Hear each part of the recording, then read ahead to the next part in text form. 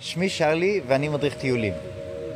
כבר מגיל מאוד צעיר נמשכתי לכל מה שקשור לעבודה עם אנשים. ואחד התחומים שבאמת מצא חן בעיניי זה היה הדרכת טיולים, וזה מה שאני עושה כיום. אותם מסלולים. המסלולים נשארים אותם מסלולים, אבל האנשים כל הזמן משתנים. יש אנשים יותר שמחים, יש אנשים יותר רציניים. זה מאוד מגוון, זאת אומרת, זה לא מונוטוני, זה לא כל הזמן אותה עבודה. אני נהנה מזה, אני רואה את זה כמשחק. ובעצם, כשהגעתי לסנטולוגיה, ואחד הקורסים הבסיסיים ביותר שעשיתי זה היה קורס תקשורת.